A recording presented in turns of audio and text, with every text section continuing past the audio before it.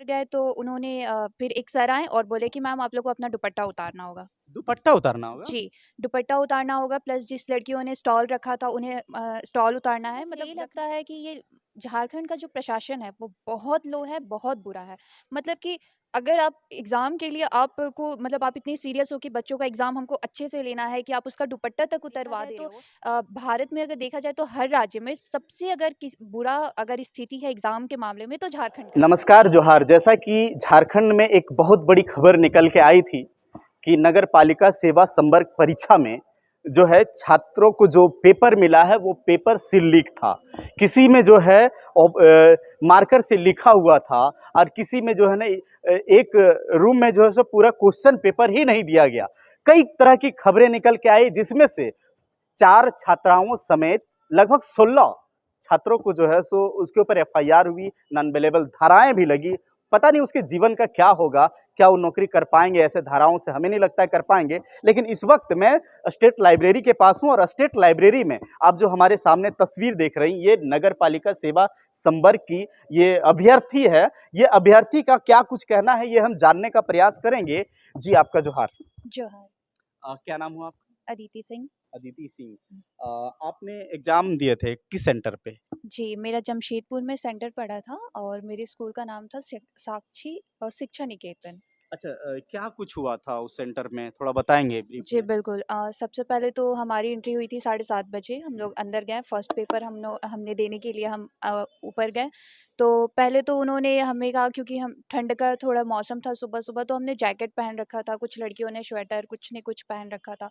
उन्होंने कहा sweater and jacket सब सब उतार देना है, तो हमने उतार दिया। फिर हम जब अंदर गए तो उन्होंने फिर एक सर आए और बोले कि मैम आप लोग को अपना दुपट्टा उतारना होगा। दुपट्टा उतारना होगा? जी, दुपट्टा उतारना होगा प्लस जिस लड़कियों ने स्टॉल रखा था उन्हें स्टॉल उतारना है मतलब रखना ही नहीं है। तो फिर मैं काफ़ी अनकम्फ़र्टेबल थी क्योंकि जो मैंने सूट पहन रखा था और क्योंकि ऑब्वियसली लड़कियों के लिए थोड़ा अनकम्फ़र्टेबल हो जाता है। तो फिर मेरे आगे एक भैया थे, उन्होंने इस चीज़ का विरोध भी किया था। इवन उन्होंने ये भी कहा कि नहीं ये लड़कियों की राइट्स है, आप उनका दुपट्टा नहीं हटा सकते। तो वो उनको स्ट्रिक्टली मना करने लगे कि आप हमें राइट्स और हमें रूल रेगुलेशन मत बताइए, आप अपना एग्ज़ाम देने आइए, एग्ज़ाम दीजिए। फिर मैंने भी सर से इंसिस्ट किया, रिक्वेस्ट भी किया कि सर मैं दुपट्टा हटाने में कंफर्टेबल नहीं हूँ, बट उन्होंने कहा कि नहीं हमें इंस्पेक्शन करने में प्रॉब्लम हो रहा है, हमें जाँच-पड़ताल करने में मुश्किल हो जाएगी, आपको दुपट्टा उतारना होगा। अच्छा, एक चीज़ें हम यहाँ रोकेंगे कि दुपट्टा उतारने के लिए वो महिला टीचर्स थी या नहीं, वो ले सर थे। सर थे? जी, वो सर थे। इवन हमारे क्लासरूम में 2 मैम थी जो हमारी कॉपी हमें दे रही थी, हमें चेकआउट कर रही थी। तो मैम से भी हमने कहा कि मैम आपको बहुत अच्छे से पता है कि लड़कियाँ विदाउट दुपट्टा कितनी अनकम्फर्टेबल होती है, आप प्लीज़ सर से कहिए। तो फिर मैम भी कहने लगी कि क्यों आप अपना एग्ज़ाम में को इरिटेट करने की कोशिश कर रही हैं, जो सर बोल रहे हैं वो कर दीजिए। फिर मुझे काफ़ी प्रॉब्लम हुई, फिर बाद में मैंने अपने बाल को खोले और मैं अपने बालों को आगे करके किसी तरह बैठी, हालाँकि मैं काफ़ी डिस्टर्ब हुई अपने एग्ज़ाम में। और फिर ये फर्स्ट पेपर हुआ, सेकंड पेपर में भी उन्होंने ऐसा ही किया, जब थर्ड पेपर हुआ तो शाम हो चुकी थी और ठंड भी काफ़ी लग रही थी। तब हमने एक बार वापस से सर से रिक्वेस्ट किया कि सर हमें या तो हमें स्वेटर दे दिया जाए या फिर इंस्टॉल वगैरह दे दिया जाए क्योंकि ठंड लग रही है। बट उन्होंने कहा नहीं, आपको ऐसे ही एग्ज़ाम देना होगा। एंड देन फिर हमने वापस से हमें अपना दुपट्टा उतारना पड़ा और फिर हमने एग्ज़ाम दिया। तो ये सारे स्टूडेंट के साथ या आपके साथ? जी, हमारे सेंटर में सारे के साथ हुआ था और हमारे हमारे साथ एक और चीज़ हुआ था जैसे कि हमें कुछ भी जैसे वॉच वगैरह तो ऐसे घड़ी मतलब नहीं पहन के जाना अलाउड होता है। बट क्योंकि उन्होंने फर्स्ट और सेकंड पेपर में अलाउड किया कि हाँ, आप घड़ी पहन के जा सकते हो एग्ज़ाम देने। एंड देन थर्ड पेपर में अचानक से बोलते हैं नहीं आपको एनी हाउ उतारना होगा। अच्छा। हाँ। यानी और पेपर में क्या पेपर में जो सामने खबर आ रहा है कि लीकेज हुआ है, सील टूटा हुआ है या फिर मार्कर से लिखा हुआ है, ये सब में कुछ? जी, ये सारी चीज़ें तो मैंने भी सुनी है। एक्चुअली हमारे सेंटर पे तो वैसा मैंने देखा नहीं। हाँ, मेरे बैक में एक दीदी बैठी हुई थी। उनका पेपर में ऐसा था कि एक बीच का प्रिंट पूरा इरेज़ था। तो वो शायद मेबी कभी-कभी हो जाता मिस होगा। प्रिंटिंग हुआ हाँ, होगा। मिस प्रिंटिंग हो जाता है। फिर उनका पेपर चेंज हुआ और मेरे पेपर में ऐसा हुआ कि उसमें पिन ही नहीं था। सारे पेपर अलग-अलग थे। बट सील था। वो पेपर। तो फिर मैम ने कहा चलो ठीक है, इससे तुम मैनेज कर सकती हो। तो फिर उसी से मैंने मैनेज किया, बाकी सारा मेरे माने सेंटर पेपर कुल मिला के ठीक था। हाँ, मेरे सेंटर लेकिन पे सेंटर पे वो चीज़ें जो हरकत सामने ये बहुत गलत हुआ हरकत। इसके लिए मैंने बहुत बार उनसे रिक्वेस्ट भी किया था कि मैं कंफर्टेबल नहीं हूँ, बट उन लोगों ने मेरी एक बात नहीं सुनी। और वहीं में मतलब कुछ दूर पे जैसे कि गुलमोहर स्कूल और भी बहुत सारे स्कूल पे मेरी फ्रेंड्स का सेंटर पड़ा था, उन लोगों के साथ ऐसा नहीं हुआ। बेसिकली हमारे सेंटर पे ये चीज़ हुआ, जो तो काफ़ी फिर गलत था। आपने बाद में कंप्लेंट कहीं दर्ज की है या अ, बताएँ किसी को? ये चीज़ तो क्योंकि हमारे सेंटर पे ही था, और कहीं कंप्लेन करने का ऑप्शन भी था नहीं, और काफ़ी शाम हो चुकी थी क्योंकि हमें वापस से रांची भी आना था, और हम सारे फ्रेंड्स ही गए थे, तो लड़कियों का थोड़ा सीन हो जाता, ज़्यादा देर तक रुक भी नहीं सकते थे, तो हम बिना अपना टाइम गवाए हमने अपना बैग पैक किया और हम जल्दी से रांची के लिए रवाना हो गए। यानी कि अभी किसी को नहीं बोल रहे हैं। नहीं, नहीं, ये चीज़ हमने किसी को नहीं आप बताया। अभी मीडिया के सामने बता रहे हुँ, हैं, हुँ। ये खबरें लोग देखेंगे, जी। फिर हो सकता है कि विभाग के पास ये जाए, इंस्पेक्शन जी, करेंगे, जी। तो फिर तो मुझे इससे कोई प्रॉब्लम नहीं हो सकती, क्योंकि ये मेरे साथ, मेरे खुद के साथ हुआ है। तो विभाग को आपको पत्र लिख के देना चाहिए ना कि इस तरह के सेंटर में हुई है।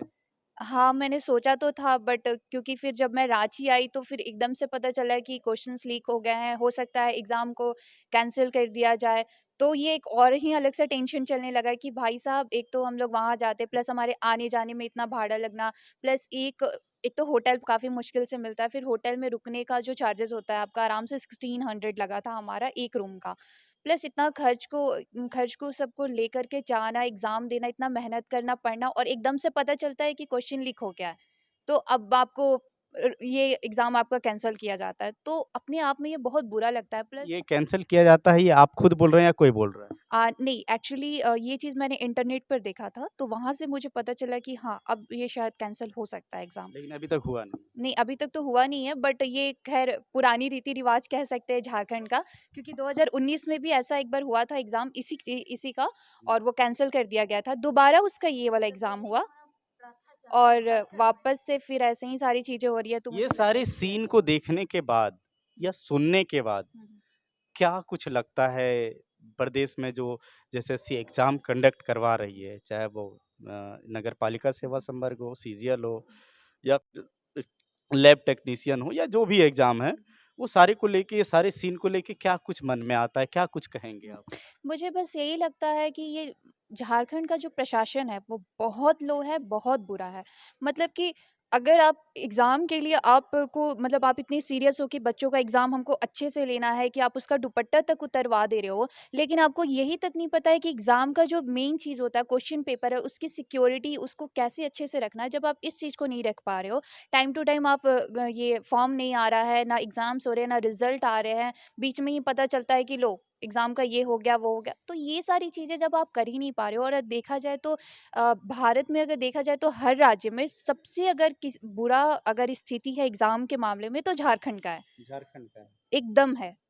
उसमें कुछ भी कहने लायक ही नहीं है। आप बगल में चल जाओ बिहार को, जिसको लोग बोलते हैं अरे बिहार ये के बारे इस में सरकार में या पहले पूर्ववर्ती सरकार में भी यही हाल थी? रघुवर दास का मैं बता दूँ कि वहाँ पर से 2017 में 17 तक में भी वो रहे थे।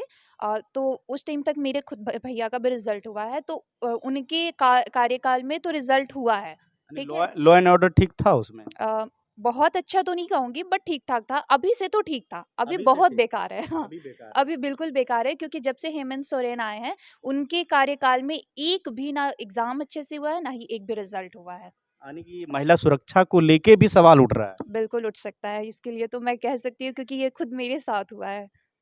देखिए, झारखंड में महिला आयोग भी है उनकी सुरक्षा के लिए।